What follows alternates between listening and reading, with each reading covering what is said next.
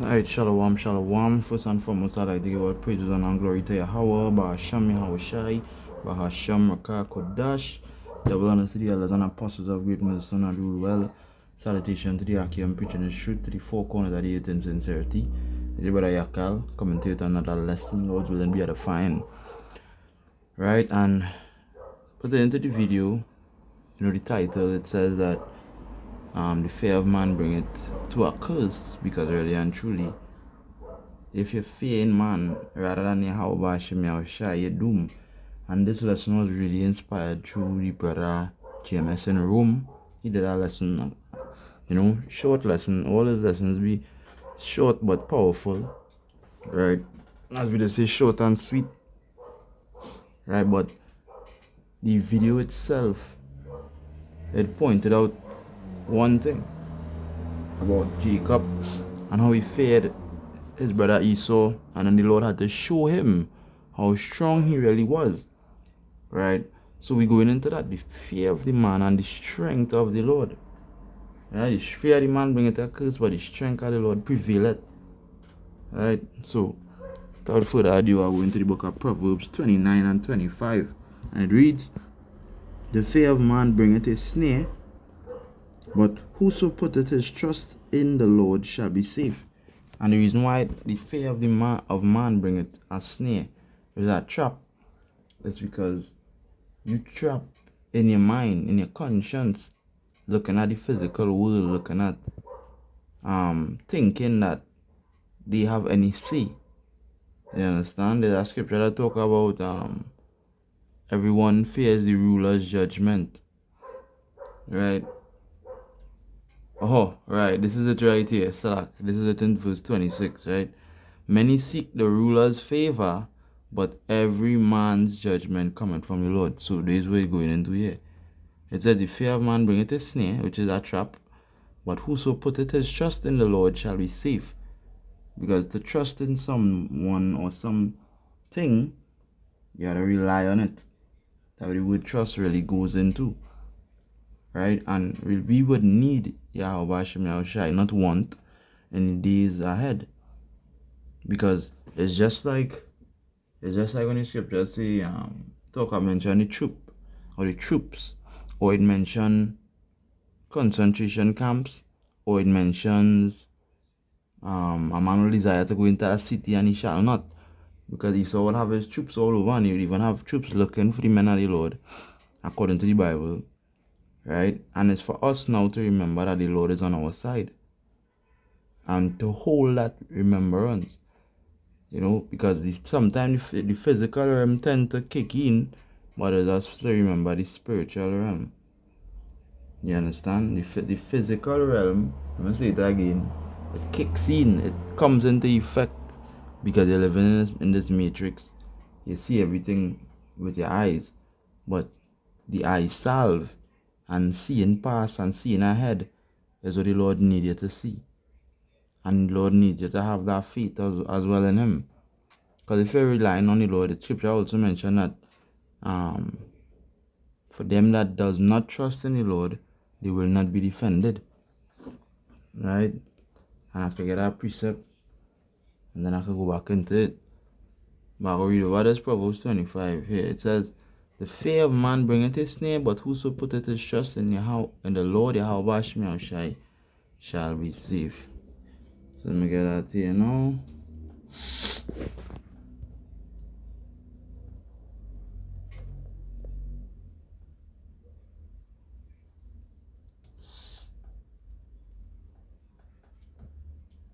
Just bear with me here.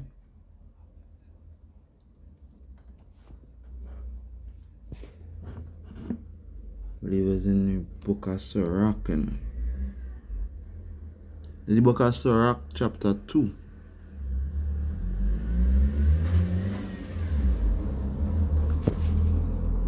I read from 12.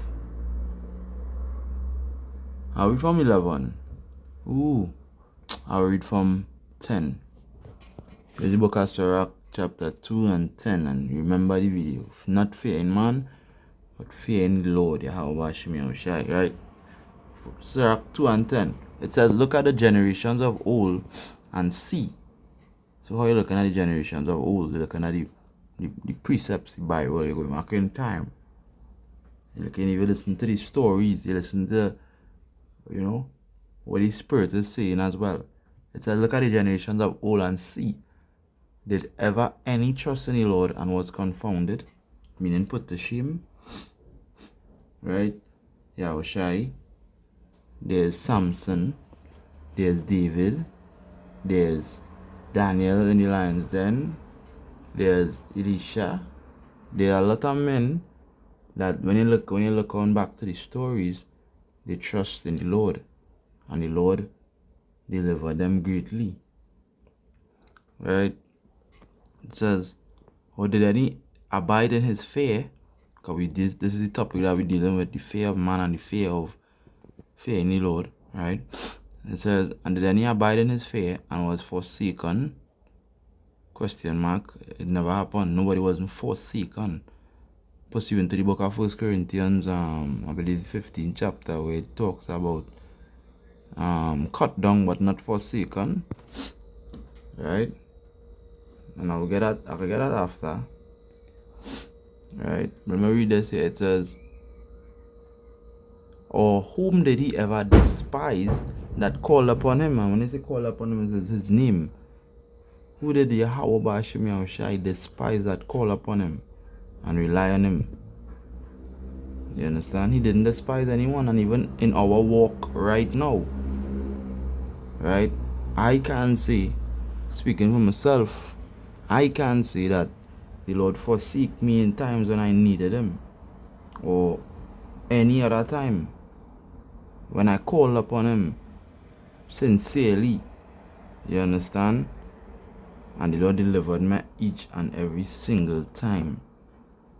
So now, with the enemy coming in like a flood, what the scripture say? Lord shall rise up a standard when the enemy shall come in like a flood. It's not that a lot more, the enemy gets stronger, and the Lord just going and say, wow, the enemy too strong. The scripture say the Lord hand is not short that he cannot save. So that means that no matter how strong the enemy is, the Lord is going to be there for us, and he's going to take care of the situation. As long as we trust in him and we abide in his fear. Right? So I'll continue from verse 11. For the Lord is full of compassion and mercy, and whose mercy is for his elect. It says long suffering and very pitiful, and forgiveth sins and saveth in time of affliction. This is the point here. In time of affliction, where we're going to need it the most. It says, woe be to the fearful hearts and faint hands, and the sinner that goeth 2 ways. Yeah, woe to that man, because you're ruling with your Yahushai, but then you give up, you denounce the names, and then after you're preaching for money, and then after you say stop preaching on the whole, the end of the fight. The Apostle Paul went into it. He don't want to be like one that punched the air. We need to fight. And we wrestle not against flesh and blood, against man. For our battles are higher than that. Our battles is fighting demons, fighting the spirits that come into us. The idiotic voice in your head trying to seduce you to do something else than what you're already doing in the truth. And serving the Lord Yahweh Ba'ashem Yahushai in this ministry. Right, verse 13, it says, woe unto him that is faint-hearted, afraid, and that is ready going into man, for he believeth not, therefore shall he not be defended. Right? He believeth not, he didn't even believe, and that is what the faith goes into. This truth is faith-based. Right? Going into even you being an Israelite, you having faith that is an Israelite, you having faith that is a chosen part of the Lord's elect, you having faith in Yahweh Ba'ashem Yahushai to defend you. When the time comes, you having faith that in Jacob's trouble you will see about you and your children and your household. You having faith that you wouldn't take the mark of the beast. Without faith it is impossible to please him again. There's a lot of things that the scriptures tell us everything, and it's we to listen what the Spirit's saying and to understand the time that we're in as well too, right? Because the reason why this topic is so important is because great forces is gonna come up against us for preaching the truth, and even for not being a part of the new world order or the one world order.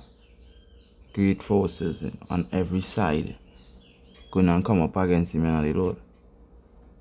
And we understand that now, must understand as well, is that regardless of the force, regardless of the strength that they coming with, the Lord is greater. Ain't nothing greater than the Lord. So once you get that in your mind and keep that, you understand that, alright, we good. We safe. The righteous run in the name of the Lord is a strong tower, the righteous run into it and are safe. Right? So I'll come back out of this and I'll go into the Genesis 32 and I'll try to get straight to the point. Right, I'll read from 1 first and I'll jump down. But this is what the brother also went into. Genesis 32 and 1, it says, and Jacob went on his way, and the angels of power met him. And this is the thing about this is he was fleeing, right, because he thought that his brother wanted to kill him, and he was still afraid, right? He was afraid. Now this is when the flesh kicks in. The flesh makes you afraid, right? The flesh makes you think all sorts of different things, and the circumstances not on your side, and all sorts of things comes to your mind when you're supposed to keep your mind intact. Scripture says, wisdom and knowledge shall be the stability of thy times, right? So we're praying for that. We're praying for wisdom. We're praying for knowledge. We're praying for the understanding of what we read. We're praying for the application, that the Lord helps us to apply the things that we learn. Right? Right, it says, and the angels of power met him before he went where he was going. Right? Verse 2, and when Jacob saw them, he said, this is Yahweh's host. And he called the name of that place Mahanaim. And Jacob sent messengers before him to Esau his brother unto the land of Seir, the country of Edom. Why he sending messengers unto Esau? Because he was afraid that his brother wanted to kill him for what he did. He took the birthright, right? And he commanded them, saying, thus shall ye speak unto my lord Esau, thy servant Jacob saith thus, I have sojourned with Laban, and stayed there until now. And I have oxen and asses, flocks and men servants and woman servants. I have sent to tell my lord that I may find grace in thy sight. Trying to please brother all how you have sheep, you have goats, you have a lot of things, right?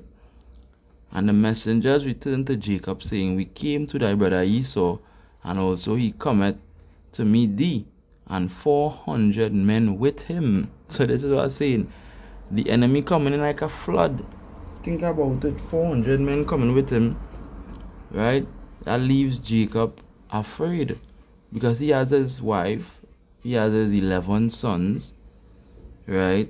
He has all sorts of things to be afraid for his people and the company that he are wrong, right?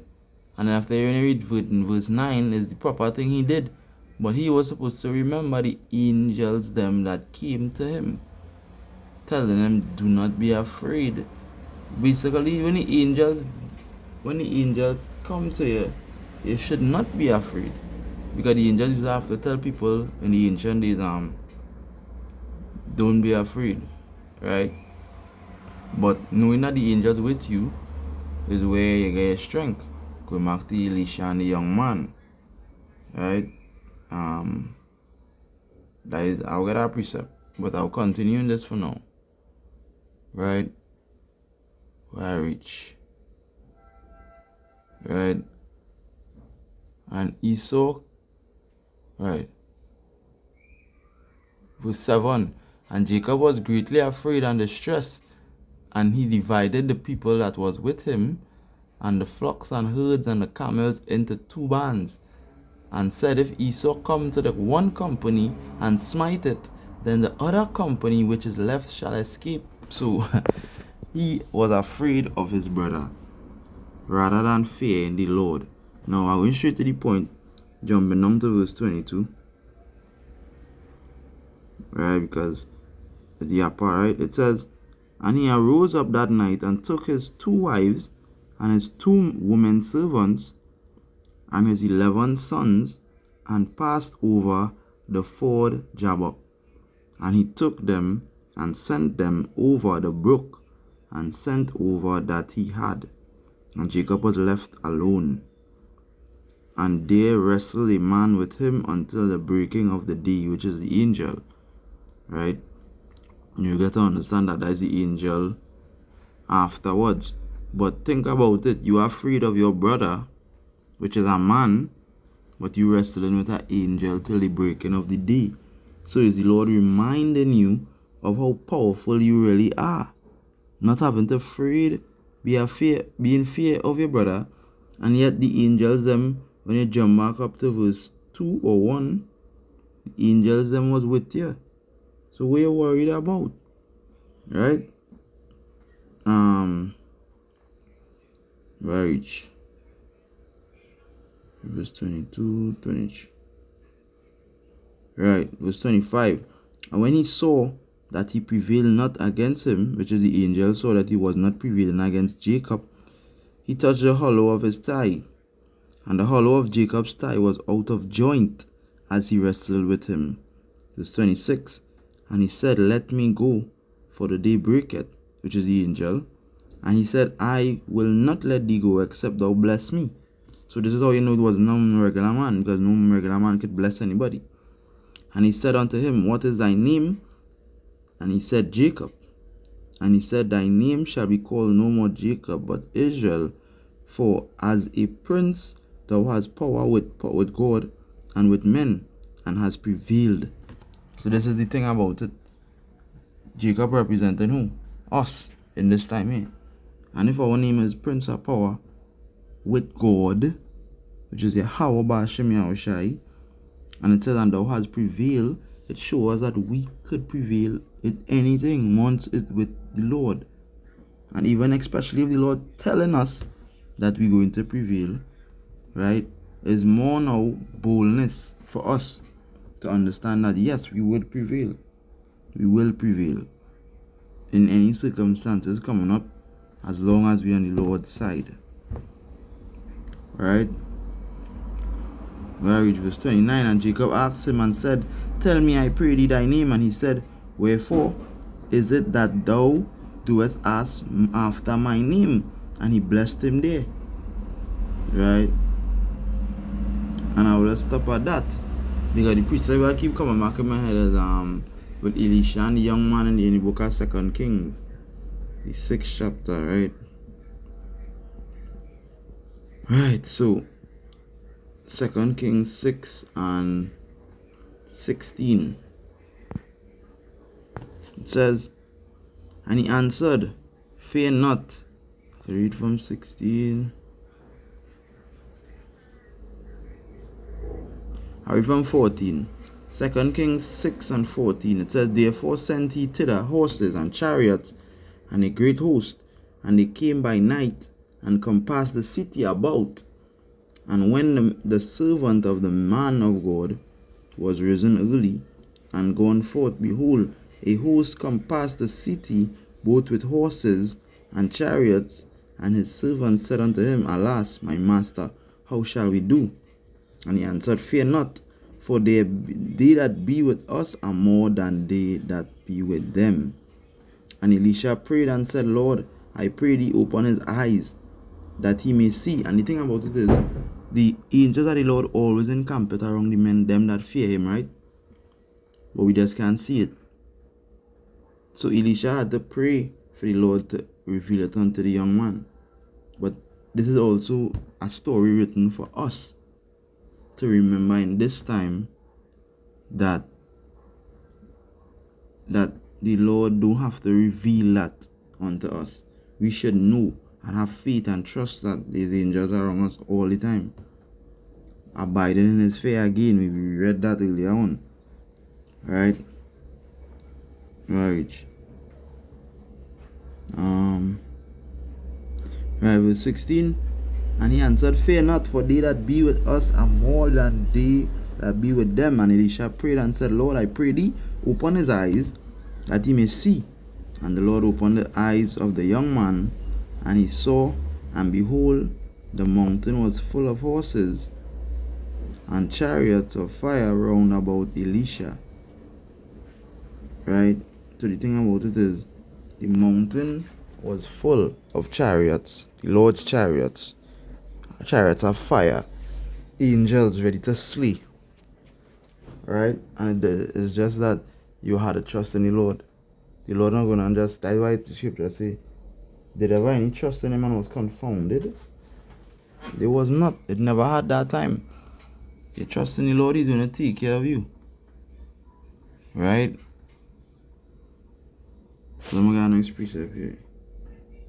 Because it's for us to understand that we also will prevail. We read it before, we read it after. Nearly almost every scripture telling you that we will prevail. You understand? Romans. The book of Romans, chapter 8. And I'll jump down to 36. It says, As it is written, For thy sake we are killed all the day long. We are counted as sheep for the slaughter. Right?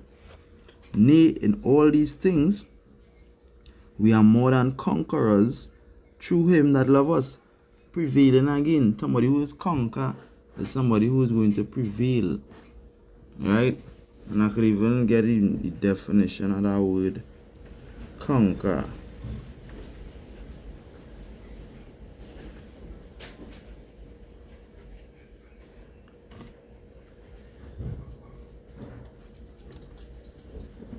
Alright, let me see if I get it here real quick.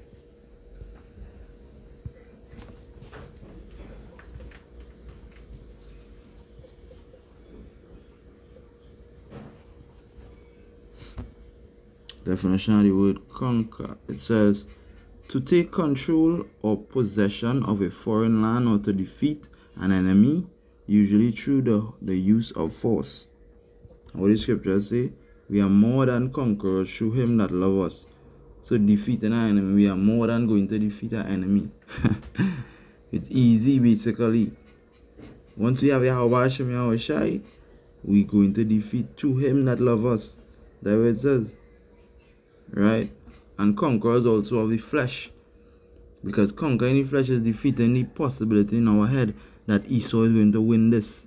Thinking Esau is going to win this by looking at his accomplishments and he wants to even come is foolish.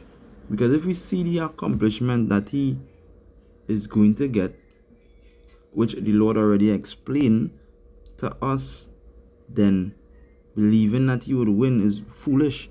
Because at the end, the Lord already tell us what's going to come after Esau even getting what he get. While he is yet full in his belly, while he is eating, the scriptures say, the Lord will rain it on him. So yeah, he will get through with certain things. He mark the beast, this, that. But he's not going to be able to finish. That is when the Lord going to step, and ruin everything. Right? That's what the Lord is going to do. Right? Right? And the thing about it is, the same thing happened to Samson in the book of Judges. Right? I'll get the account and I'll go straight to the point. Because when this happened to him, right, it was like, yeah, they have him. Right, let me see if I get it. Because when you think about it, what was happening with Samson was he trusted a woman, she deceived him, etc., etc. But the thing about it is, the Lord never left him. The Lord was, what the scripture say, the name of the Lord is a strong tower, the righteous run into it and are safe, right? That is calling on it. The name of the Lord has power. And the scripture, we read that as well when it says, Read that as well when it says Elisha called upon the Lord's name and there was fire. Right? And that is all it takes for the Lord to shrink. So let me get at Judges 16, 28 straight to the point. But if you read in verse 25 as well, it talk about, let me read it, Judges 16:25. And it came to pass, when their hearts were merry, that they said, call for Samson, that he may make us sport. So this is what they do, not him to take away his eyes, and then they had him for sport. You understand? Like the Olympics or whatever the case may be. And he was, because this was the Philistines, right? It says, marriage. It says, call for Samson that he may make us sport. And they called for Samson out of the prison house, and he made them sport, and they set him between the pillars. Mistake they make, but it wasn't a mistake. Everything was predestined. I jump down to 28. Alright. Now I'm going to jump down. I'm going to continue. And Samson said unto the lad that held him by the hand, suffer me that I may feel the pillars whereupon the house standeth, that I may lean upon it. Now the house was full of men and women, and all the lords of the Philistines were there, and they were upon the roof, about 3,000 men and women that beheld, while Samson made sport. So now they feel they get through, they feel they got him. You understand? They got to take him down, to take out the eyes, but they didn't kill him. So what happened now? Just like Esau, he think he have us where he want us. Right? Think he have his mark of the beast plan where he wanted. Verse 28, it says, and Samson called unto the Lord and said, O Lord, Yahweh Ba'ashem Yahushai, remember me, I pray thee, and strengthen me, I pray thee, only this once, O power, that I may be at once avenged of the Philistines for my 2 eyes. And Samson took hold of the 2 middle pillars upon which the house stood, on which it was borne up, of the one with his right hand, and of the other with his left. And Samson said, let me die with the Philistines. And he bowed himself with all his might, and the house fell upon the lords and upon all the people that were therein. So the dead which he slew at his death were more than they which he had slew in his life. You understand?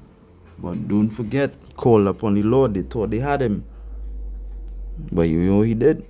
He take them down anyway. And that was the whole thing about it. The Lord is the one that give us our strength. Right? What scripture is that? I believe that it's Philippians.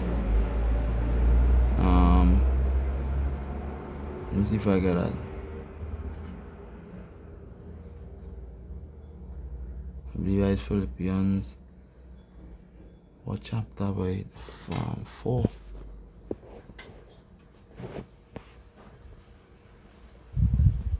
This book of Philippians chapter 4, and I will read from verse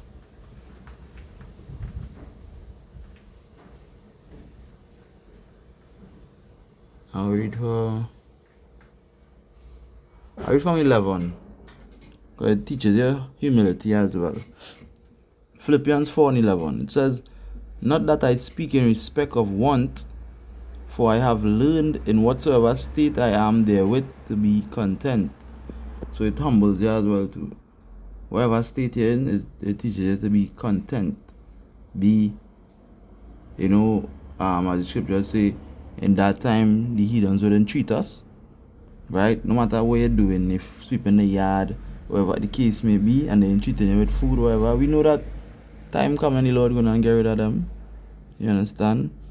Whether it be a matter, it doesn't really matter. Because at the same time too, if they do that, they know that they interfere with the apple of the Lord's eye, and the scripture also said that the dead will not rise in the Mashiach first. So it's all for holding the integrity and remaining, right, with even in death. Right, verse 12, it says, I know both how to be abased, and I know how to be abound. Everywhere and in all things I am instructed both to be full and to be hungry, both to abound and to suffer need. right? Because we know about having money, we know about being in a pitiful case. It's not to be worried. Verse 13, I can do all things through Yahweh Shai, which strengthens me. Again, go back to the strength and the strengthening, right? So this is why we say again, we stay with the Lord on the Lord's side, no matter if you think you're weak, no matter if you even feel weak, right? Because if you understand that, you understand what happened with David and Goliath. I'm gonna get that, and I'll close with that precept. That is 1 Samuel. It's 1 Samuel. Oh yeah.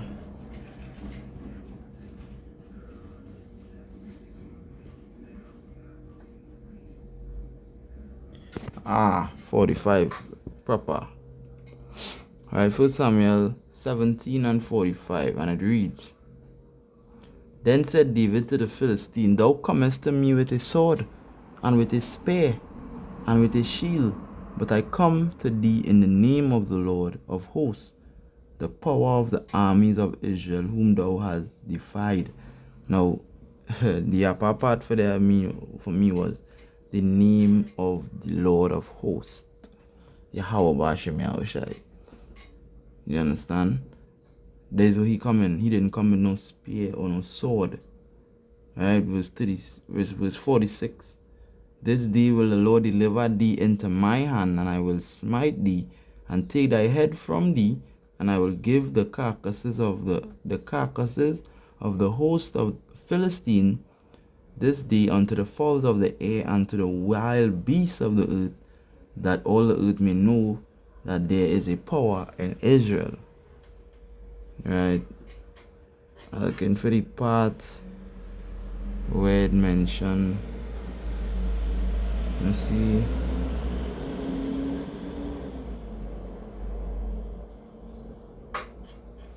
I'll jump down to 49. Straight to the point. And David put his hand in his bag and took thence a stone and slang it and smote the Philistine in his forehead, that the stone sunk into his forehead, and he fell upon his face to the earth. So David prevailed again, it prevailed. This is it. We keep reading about it. And David prevailed over the Philistine, and what he was moving with, when you go back to verse 45, the name of the Lord is where you come in, right? So you continue, verse 50. So David prevailed over the Philistine with a sling and with a stone, and smote the Philistine and slew him, but there was no sword in the hand of David. Right? Continue here. Therefore David ran and stood up upon the Philistine, and took his sword, and drew it out of his sheath, therefore, and slew him, and cut off his head therewith. And when the Philistines saw their champion was dead, they fled. And that is it. We're gonna see that happen when the Lord return, and everybody gonna fled. And yet they were thus afraid, still fight.